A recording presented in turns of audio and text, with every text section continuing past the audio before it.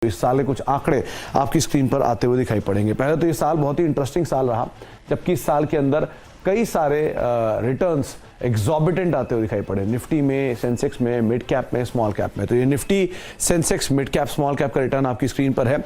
20% से ज्यादा का रिटर्न निफ्टी ने दिया, करीब करीब 21% रिटर्न सेंसेक्स से आता हुआ दिखाई पड़ा। मिड कैप 45% का एक शानदार रिटर्न देकर जा रहा है इस साल में, और स्मॉल कैप में सबसे ज्यादा करीब करीब 57%, rather 60% के आसपास रिटर्न यहां से आता हुआ दिखाई पड़ा है। इंडेक्स के लिहाज से निफ्टी बैंक 12% का रिटर्न देखने को मिला। इसमें भी अगर सेग्रीगेट करेंगे तो पीएसयू प्राइवेट में दोनों का ऑलमोस्ट बराबर ही रिटर्न है। लेकिन हाँ, रिटर्न के हिसाब से सेक्टर वाइज आप देखेंगे तो सबसे ऊपर आता है मेटल, करीब करीब 70% का रिटर्न मेटल इंडेक्स ने दिया। आईटी, जिसका रिटर्न अभी भी जारी है, करीब 58% के आसपास का रिटर्न ये दे चुका है। शानदार तेजी देखने को मिल रही है। Real estate space 54%, demand strong, interest rate scenario ease out, एक अच्छे लॉन्चेस, कैश रिच कंपनीज, तो इसका कई सारा ट्रिगर का इंपैक्ट आता हुआ दिखाई पड़ा। पूरा रियल एस्टेट स्पेस जोरदार तेजी में है। पीएसयू बैंकिंग बास्केट में भी सेलेक्टिव बैंक्स लोअर लेवल से चले और उसका भी एक इंपैक्ट आता हुआ दिखाई पड़ा, 43% का रिटर्न। हाँ, पीएसयू स्पेस में भी 36% रिटर्न देखने को मिला। एनर्जी इंडेक्स करीब 35% चला। ऑटो इंडेक्स में थोड़ा एक तरफा तेजी, फिर कंसर्न उठा सेमीकंडक्टर्स को लेकर, डिमांड को लेकर, इसका एक इंपैक्ट रहा, लेकिन फिर भी 18% रिटर्न देखने को मिला। फार्मा करीब करीब 9% रिटर्न देखी गया, और एफएमसीजी में रफली 8% का रिटर्न आता हुआ दिखाई पड़ा।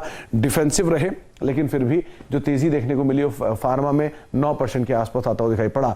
इंडेक्स के टॉप गेनर्स में, जहां पर इंडेक्स में सबसे ज्यादा चला आईटी, सबसे ज्यादा चला मेटल, लेकिन निफ्टी के टॉप गेनर बनकर आया टाटा मोटर्स। करीब करीब 160% का रिटर्न इस स्टॉक ने दिखाया। एक समय में बहुत ही दिक्कतों से गुजर रहा था, लेकिन वहां से एक स्ट्रॉन्ग पुल बैक कंपनी ने दी और उसके बाद 160% रिटर्न।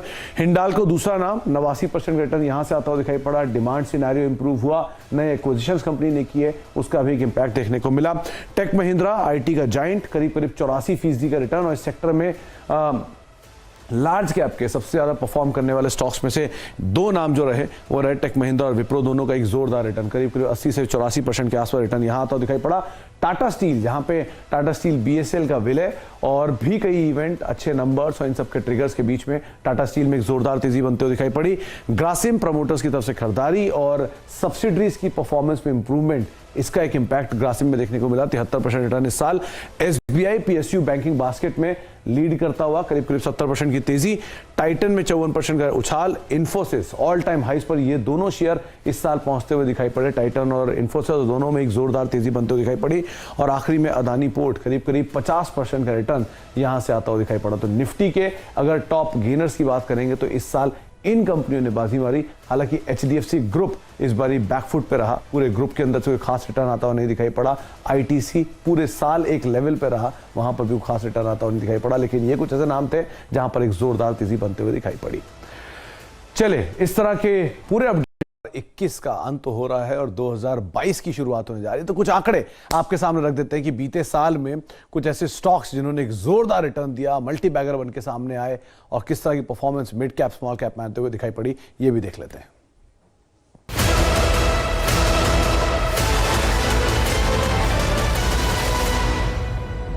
देखिए, सबसे पहले कुछ इंडेक्स की जो स्क्रीन पे आपके आंकड़े आते हुए दिखाई पड़े हैं, किस तरह की परफॉर्मेंस देखने को मिली। तो निफ्टी, सेंसेक्स दोनों ही 20% के आसपास का रिटर्न इस साल देकर गए, लेकिन एक मासिव रिटर्न जो आता हुआ दिखाई पड़ा वो रहा मिड कैप और स्मॉल कैप की तरफ से। मिड कैप करीब 45% और स्मॉल कैप रफली 60% के आसपास का एक जोरदार रिटर्न देकर इस साल गए।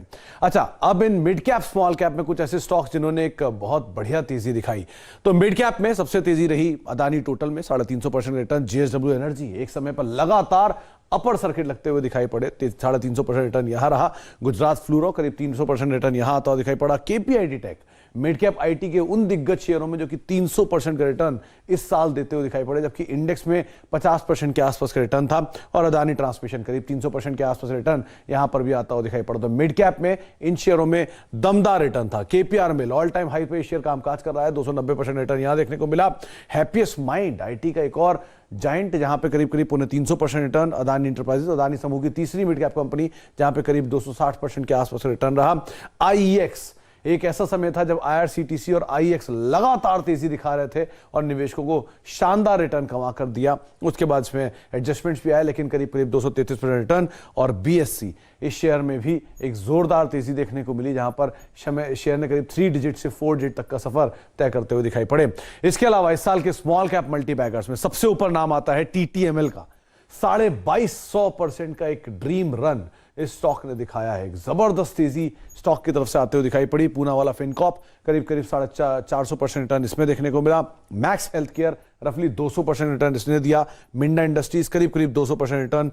हिंदुजा ग्लोबल करीब करीब 200% रिटर्न यहां से आता हुआ दिखाई पड़ा।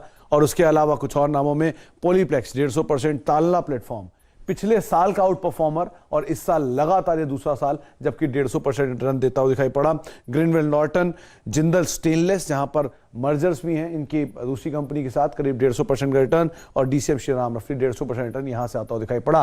तो ये कुछ नॉन स्मॉल कैप है या मिड कैप है जहां पर जोरदार तेजी इस साल बनते हुए दिखाई पड़ी। और ये साल इक्विटीज के लिहाज से तो वैसे ही काफी बेहतर रहा। और उसके अलावा कुछ ऐसे stock mid cap small cap में जिन्होंने एक मल्टी बैगर के तौर पर रिटर्न दिए, तो बढ़िया तेजी के साथ ये स्टॉक क्लोज होते हुए दिखाई पड़े इस साल में।